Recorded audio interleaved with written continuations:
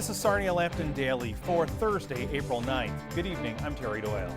Blue Water Health is reporting a 9th death in the region as a result of COVID-19. This comes as 11 new positive cases were released by Lambton Public Health today, bringing the total number of positives in the region to 98. This gives Sarnia Lambton a 9% death rate due to COVID-19, significantly higher than the death rate across Ontario of about 3.5% among positive cases in the province. Meanwhile, while this is a long weekend coming up, it would normally be time for families to gather. Lambton Medical Officer of Health Dr. Sidit Ranaday is pleading with people to put off those gatherings. We're actively discouraging that. We don't want there to be large family gatherings. Of course, there are emergency orders and things like that to prevent that, but we're also just adding our voice to the idea that large family gatherings should not be happening this weekend. And also, the weather is warming up, and I think for Lambton County, given the population density and the kind of space that we have around us, on average, I think that people can be outdoors safely, but make sure to stay in small household groups and also keep 2 meters away from people wherever you can. While people are being asked to put off the holiday gatherings, it's not a time to hang out at a playground either.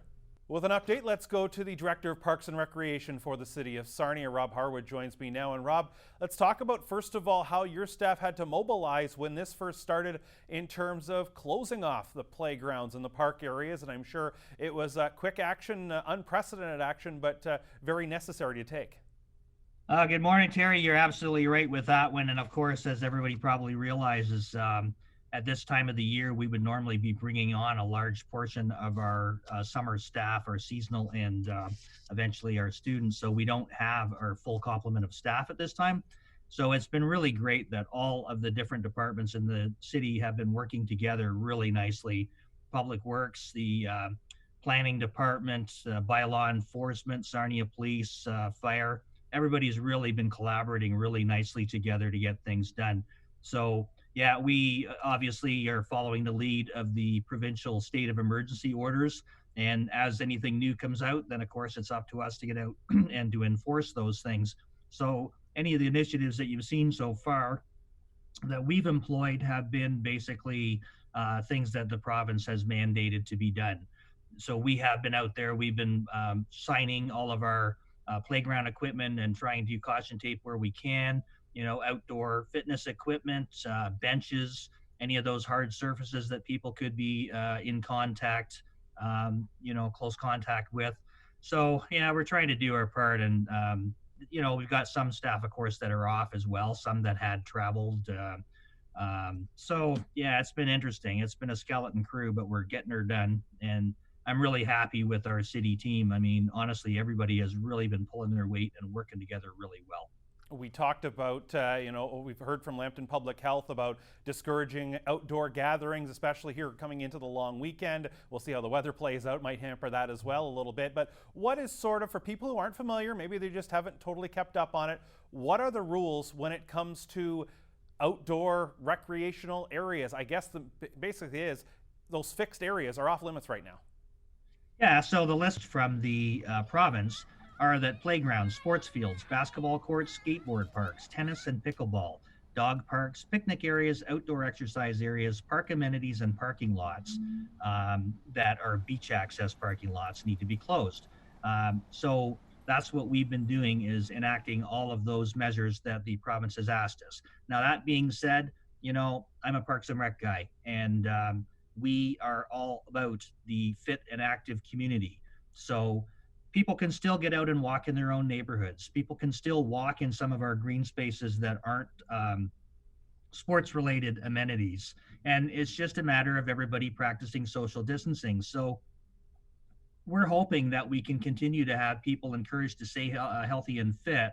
And if we discover that there's areas that there is a lot of gathering beyond what the province allows for, then unfortunately we have to enact new measures and close those areas off as well. So we're monitoring very closely. And like I say, as a city group, we're working very closely with all the city departments for all those spots. But as at a higher level on the primary control group that I'm part of, we meet every morning and have a group of 29 people that are on the call, and those are all City of Sarnia, their fire, police, it's County of Lambton, Point Edward, that are all involved, the health units involved. And these meetings are all chaired by our CAO, Chris Carter, who's doing a really great job of pulling it all together and keeping things on track.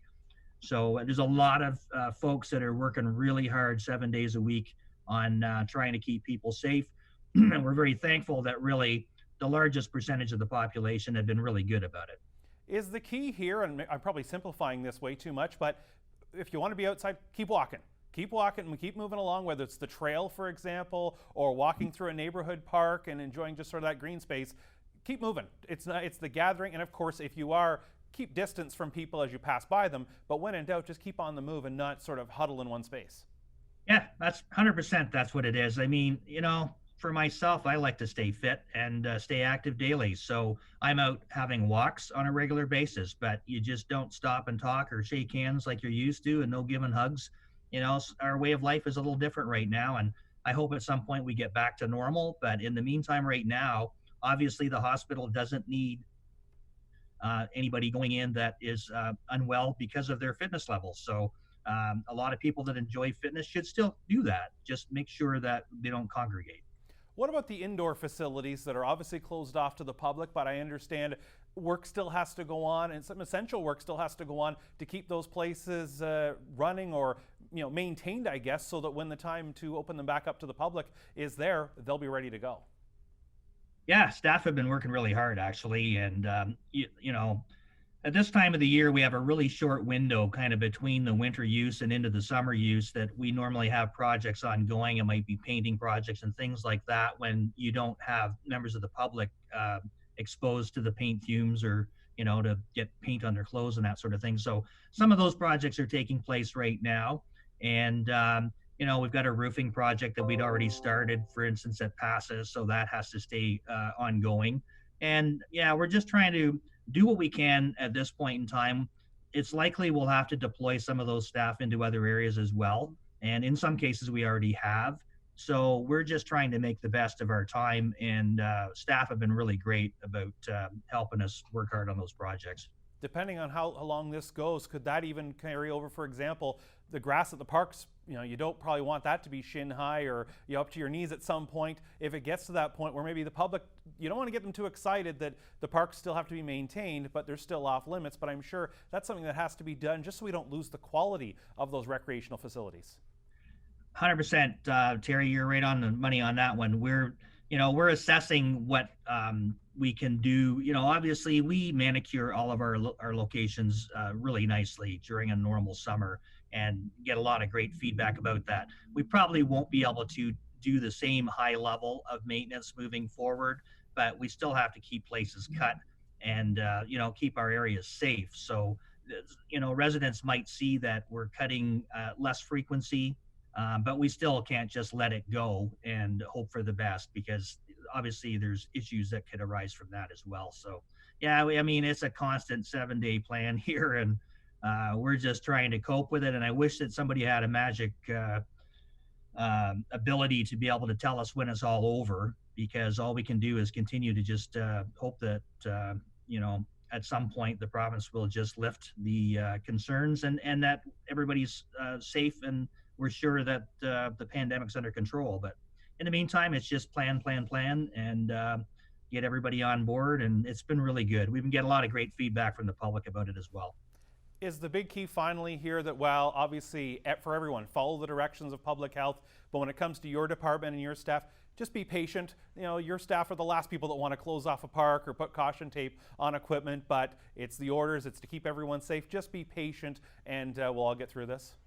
Yeah, that's absolutely it, Terry. I mean, honestly, that's the last thing we want to do is block off playground equipment and benches and things. This is what we pride ourselves on. And Sarnia's got beautiful waterfront parks, and we've got 105 parks altogether. So we've got a lot of great open green space in this community.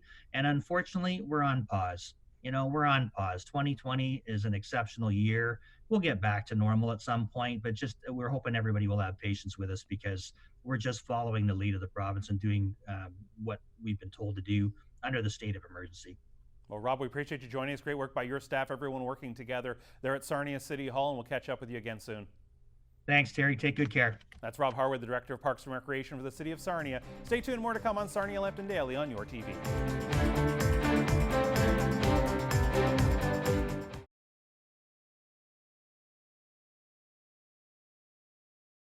Welcome back to Sarnia Lambton Daily. Throughout our time on this show, we've been updating various good news stories throughout the community when it comes to fundraising and those funds being used for various needs around the community. Let's check in with Dave Brown, the Executive Director from the United Way of Sarnia Lambton. And Dave, you joined us about 2 weeks ago on the show when the Compassion Fund for the pandemic was just launching. So I know a lot has happened since then. So let's get caught up here. How are things going right now with the United Way of Sarnia Lambton Compassion Fund?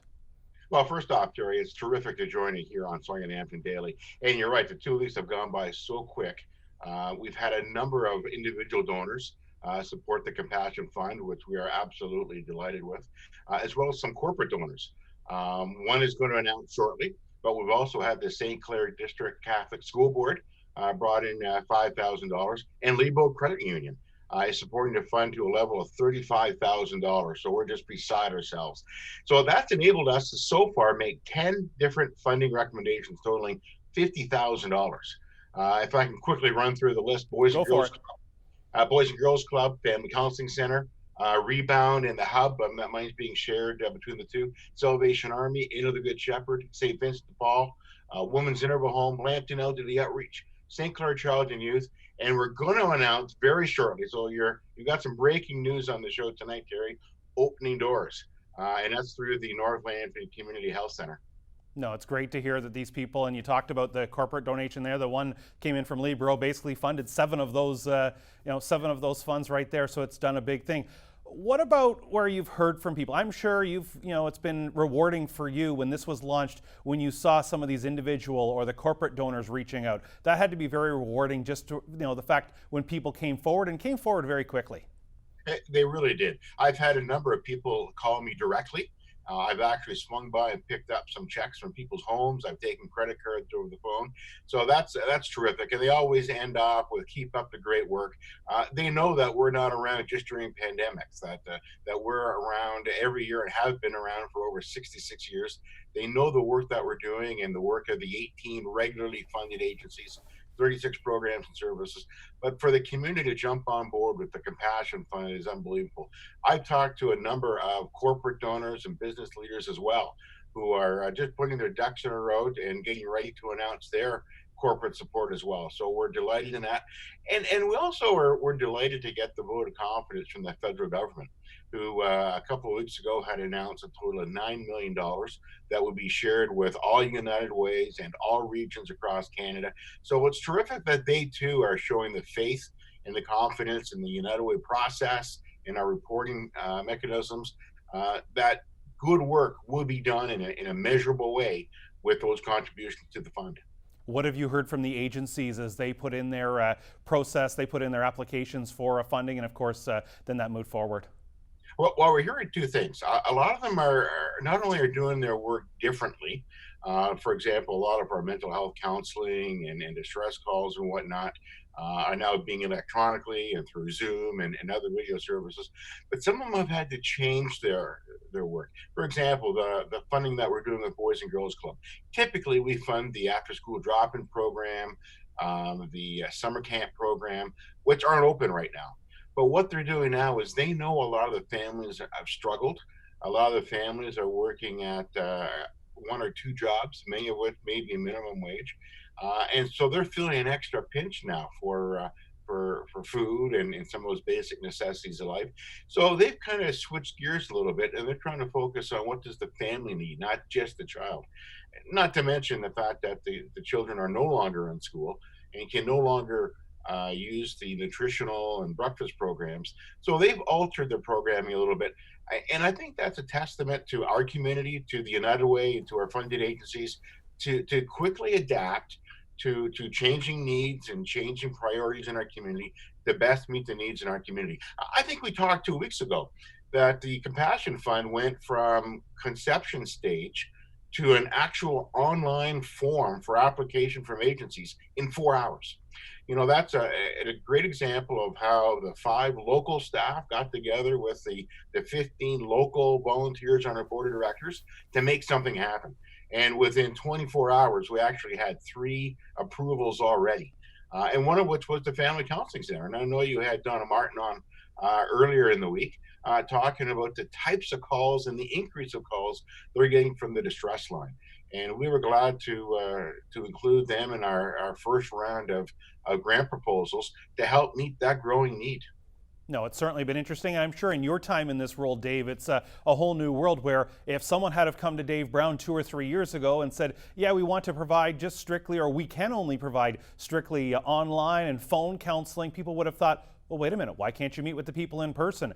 It shows the different world we're in, and it shows the agility everyone needs right now. Absolutely right, Terry. And I'm wondering how the rules of engagement might change going forward. I mean, are we going to maintain our Zoom memberships and whatnot and continue to do more of this? And I'm optimistic and I'm excited about the future. Maybe that means better service delivery for those residents who live in rural Lambton, who in the past couldn't see face to face before either. But because we're learning to do our businesses differently, maybe it's going to enhance services in the future. So I'm excited about that. I'm excited about, maybe now I've got less travel, that I've been doing a lot of Zoom meetings and Skype meetings that are working out just fine. And I don't have to drive to London or Windsor or fly to Saskatchewan for these face-to-face meetings anymore. So I really see at the end of the day, when this is all over and we take what we've learned, it means more money for funded agencies to provide the quality services they do right here in our community, and overall better quality anyways.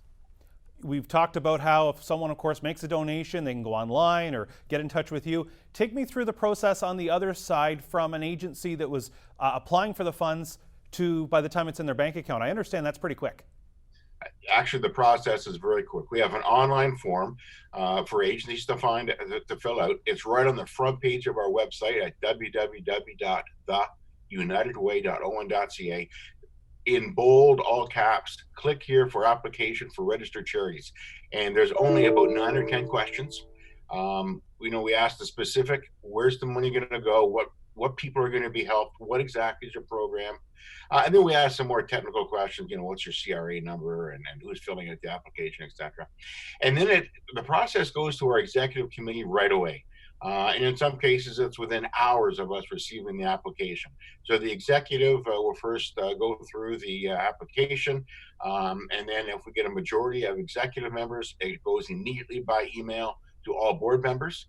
And because we've got 15 board members, as soon as we get 8 positive votes supporting the recommendation, and so far we've had 10 outstanding applications, we've approved each one of them. We have not yet turned anybody down. And that's just, I think, an indicator of the quality of programs and applications we're getting, and the volatile of the people that they're helping. And then we can turn around and get the money in their bank accounts extremely quickly. One of the questions is, do you accept a direct deposit? And we can flow that money through very quickly. And just as the donors are very quick to us, I mean, almost everybody who's pledged money so far, we've received the money. Including from Libro and from the St. Clair Catholic District School Board, even 1 or 2 of the industrial corporations that have not yet announced, we've already received their money in our bank account. So I think it's very important that we flow that through as absolutely quickly as possible. And then after the term, we do have a 9-question report that we ask the agencies to fill out afterwards, making sure that the money went to the intended programs, that the intended target group of people got serviced. So there's some follow-up as well. It's not just simply handing out money to the agencies and feeling good about ourselves. There's follow-up to make sure that we did in fact get good return on our investment. In other words, people are better, people have less stress, and people are able to cope. And then we can report back that back to the community and certainly back to our donors. Before we let you go, you talked about federal funding. That's the process is still sort of winding its way through the system. I understand that's to help a specific demographic. specifically seniors. And the federal government defines seniors as those aged 55 and older. And it's for all regions across Canada, including those few areas where there are no United Ways. So that's going to be a bit of a challenge there. And it's also for both urban and rural seniors. And again, it's basically for basic necessities of life. So it's very consistent, very in sync with our Compassion Fund. But it is earmarked specifically for those seniors that are vulnerable and that are over age 55.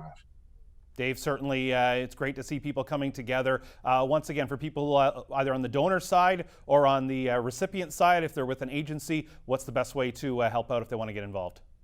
The best way is to look at our website, www.theunitedway.on.ca. Right on the same homepage, not only is there a link to donate, but there's a link for the application, and there's also contact numbers. So, some people don't feel comfortable putting their credit card online, although more and more people do, and are getting donations each and every day that way. But I certainly don't mind swinging by and picking up contributions or even taking credit card numbers over the telephone. Whatever is most convenient for our community. Dave, we appreciate the time. Keep up the great work, you, your staff, the board, and everyone there, and we will catch up with you again soon. Thank you very much. It's always a pleasure to join you. Thanks, Dave. That's Dave Brown, Executive Director of the United Way of Sarnia Lambton. More to come on Sarnia Lambton Daily on your TV.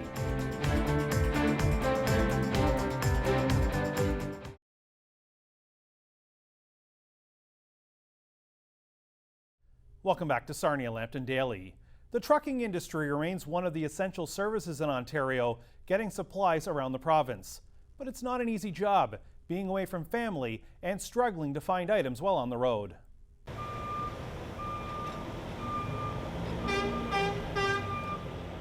No hockey, no sports to talk about. You can't tell me your kid just did good in karate. You know what I mean? Like, there's nothing else to talk about. People aren't doing anything. That's what's on Andy Barry's mind. A trucker for over 20 years, he's certainly seen the effects of COVID-19 while on the road. It was a lot harder now that word's getting out. The communities and towns are pulling together and know that us truckers are in high demand, and they are starting to help us out. Barry says he's starting to feel the effects of being on the road.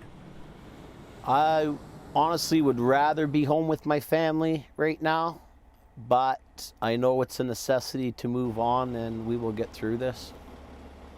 No traffic at all. A couple big trucks we fly through, and especially down in the Toronto area, it's there's no traffic at all. Very strange. Yeah, normally it's bumper to bumper down there. Now you just seem to fly along. And actually, the other day, I passed a few different groups of people, and they all gave me the old honk the horn, and seemed odd that it was a couple of grown couples, but just makes it feel that we're needed, and they're happy for us right now. Barry's wife is a nurse who works in the intensive care unit at the North Bay Regional Health Centre. He worries about her health as well. Yeah, well, her job seems a lot more scarier than mine, but we do a family walk every night, and we keep our distance from our neighbors, but like I said, we'll get through this and hope for the best. A reminder that many stores will be closed tomorrow for Good Friday as well as Easter Sunday. There are rules that specifically govern statutory holidays as to who may and may not remain open, such as pharmacies and grocery outlets. We will not be with you tomorrow here for Sarnia Lambton Daily. We'll be back with you here on Monday for the latest updates from around the region as we all deal with COVID-19. For all of us here at Your TV, I'm Terry Doyle. Have a good and safe long weekend. We'll see you Monday.